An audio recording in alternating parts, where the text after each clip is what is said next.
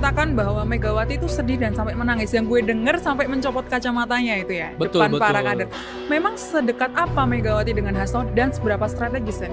Banyak yang bilang Megawati ini menganggap Hasto sudah seperti anaknya sendiri. Anak kandung ini anak maksudnya? kandung. Okay. Beberapa orang PDIP kita temui bilang seperti itu. Bukan Puan ini? Bukan Nana dan bukan satu lagi Mas Tatang. Nah, kenapa? Karena Hasto ini bergabung dengan PDIP kan sudah lama. Dia menjadi sekretaris jenderal PDIP itu udah 2 periode ya, sangat jarang sekali terjadi di PDIP. Nah, selama menjadi sekjen, Hasto itu sehari 2 kali ke Teguh Umar, pagi dan malam. Ngapain itu sih? Pagi itu dia memberikan update informasi. Biasanya kayak mengkliping apa saja terjadi sehari sebelumnya. Bu ada ini seperti itu. Nah kalau sorenya malamnya update lagi apa yang terjadi di siang itu rutin sekali. Bahkan kalau misalkan ibu keluar negeri atau keluar kota, kalau Hasto tidak diajak, Hasto yang mengantarkan ke bandara.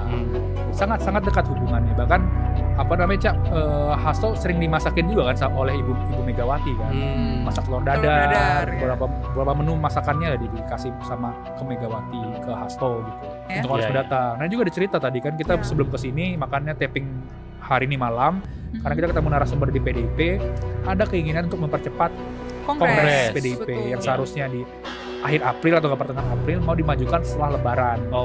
Dan polanya adalah ingin meniru partai yang lain, seperti katakanlah partai Demokrat kan, tiba-tiba langsung pengurus DPD Demokrat itu menyetujui AHY sebagai ketum kan, nanti akan seperti itulah di PDIP. Jadi tidak perlu pakai proses yang lama, mengukuhkan saja Megawati.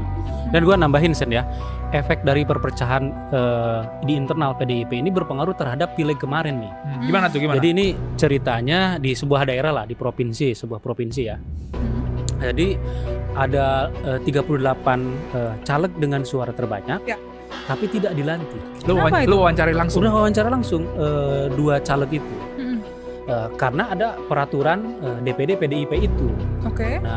Nah peraturannya itu ini belum clear deh. Mirip-mirip Teddy ke Prabowo ya. Tapi itu juga karena disebut sebagai sebagai dinding, terus ketua de facto, Hasto ini dianggap juga sebagai perusak hubungan antara Jokowi dengan Megawati, termasuk Prabowo dengan Megawati. Ya, tapi sebetulnya efek dari perpecahan internal itu kan juga sampai ke DPP ya, sampai ke fraksi begitu ya, sampai ke anggota-anggota DPR-nya, bahkan sampai ke bawah tuh, sampai kepala daerah, sampai ke DPRD begitu. Sebetulnya dampak apa yang paling terasa, Wan?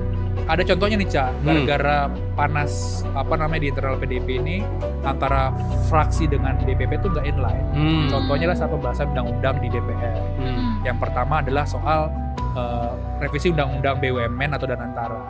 Dari DPP itu mengkritik keras. Ini mau dibawa kemana nih BUMN kita? Dan Mega sendiri bertanya-tanya barang apa dan Mega kan menolak menjadi pengawas penasehat Danantara kan? Karena dia bertanya ini hukum. Nah, Cak, Wan, berarti kondisi saat ini bisa diibaratkan atau bisa dibilang hubungan Megawati dengan Prabowo itu masih jelas ya? Ya. Belum jelas. Betul. Masih wait and see, Sen. Karena semua masih dilihat untung dan ruginya jika di dalam dan di luar pemerintahan. Lagi-lagi kepentingan untung rugi itu bukan buat masyarakat ya, buat partai politik. Betul. Dan yang kami bahas ya di rapat opini majalah Tempo ya, sikap opini Tempo. Jadi hubungan segitiga antara Jokowi, Prabowo dan Megawati itu sebetulnya tidak ada unsur kepentingannya ke publik itu. Yang ada itu sebetulnya kepentingan pribadi masing-masing saja kan. Misalnya urusan dengan Hasto lah, kemudian urusan dengan Megawati dengan Prabowo lah, kemudian dengan Jokowi lah, kira-kira gitu. Lalu kemudian publik hanya ditontonkan drama politik saja dan gak ada esensinya itu. Yang paling penting juga, seharusnya pertengkaran elit itu kan menghidupkan demokrasi. Ini nggak ada sama sekali. Nah, ini yang terjadi saat ini ya di hubungan segitiga Jokowi, Prabowo dan Megawati. Kira-kira begitu. Ya, padahal kita menanti-nantikan ini PDIP jadi oposisi gitu ya. Karena masyarakat sipil kan sekarang ditinggal sendiri dan tidak pernah berharap juga sih pada partai gitu. Intinya Megawati bilang begini. Kalau Gerindra atau kalau orang-orang dekatmu dikriminalisasi seperti Hasto yang sekarang juga menurut Megawati dikriminalisasi, itu bagaimana perasaan? Itulah kira-kira. Nah, lalu jawaban Wowo gimana? Ya, ini konteksnya adalah pemanggilan Hasto di KPK terkait dengan kasus Harun Masiku gitu ya, dan Prabowo menyampaikan di situ ya, datang saja gitu, datang saja. Rasanya jangan khawatir untuk datang. Ya, intinya dia memberikan rasa aman dan itu memberikan lampu hijau lah, kira-kira aman lah kira-kira ya. Tafsirnya kayak gitu kan ya. Memang tidak ada kata aman dan tidak aman. Betul. Tapi dimaknai sebagai ini sudah aman ini. Secure lah. Sudah secure gitu. Dan Megawati juga menyampaikan beberapa tekanan di partai-partai lain. Konteksnya di 2014 dulu gitu ya. Itu percakapan ini terjadi sebelum Prabowo pergi ke India. Betul. Tadi kan yang tadi Cica jelaskan di 2014 itu adalah konteksnya adalah peristiwa pembelahan partai Golkar. Golkar waktu itu kan di awal-awal Jokowi, awalnya kan dipimpin oleh Abu Rizal Bakri. Pembelahan lah menjadi Abu Rizal Bakri dengan Agung Laksono, lalu Abu Rizal Bakri, Setia Novanto, dan lalu juga Erlangga Hartarto, dan terakhir adalah Bahlil. Dari Erlangga ke Bahlil pun itu kan proses penggorokan partai kan, ditebang sebelum sebelum akhir masa jabatan.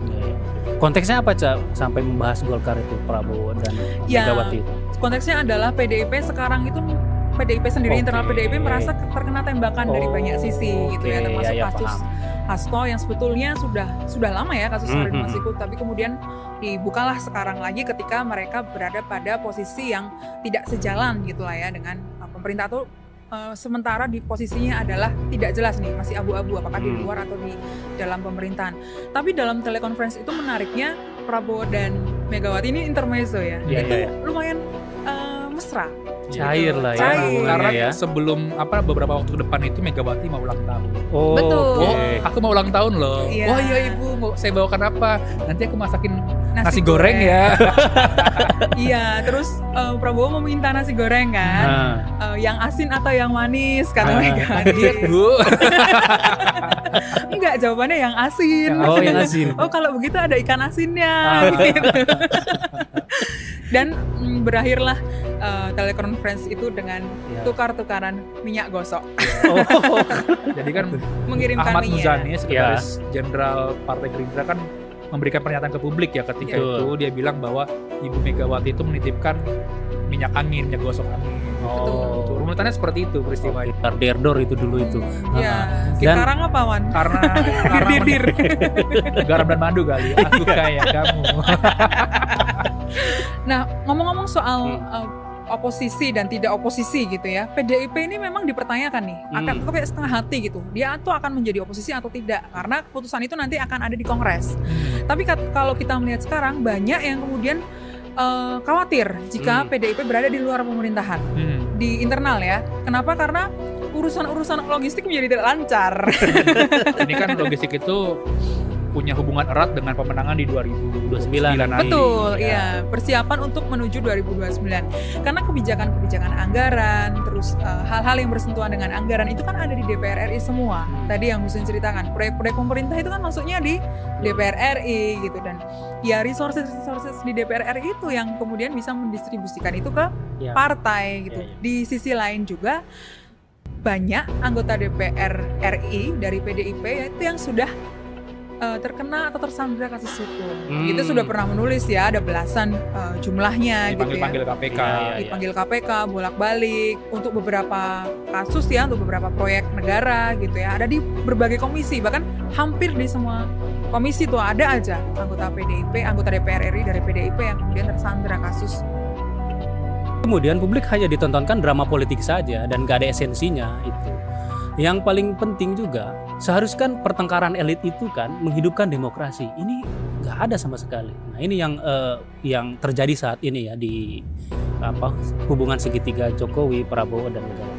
Kira-kira begitu. Ya, padahal kita menanti-nantikan ini PDIP jadi oposisi gitu ya. Karena masyarakat sipil kan sekarang ditinggal sendiri dan tidak pernah berharap juga sih pada partai gitu. Apalagi PDIP kan juga penyumbang terbesar kerusakan di era Jokowi kan. Apa tuh revisi undang-undang KPK, Minerba, undang-undang Cipta Kerja, Law yang konon menciptakan lapangan kerja begitu kan, mungkin buat buzzer lapangan pekerjaan. Tapi omon-omon.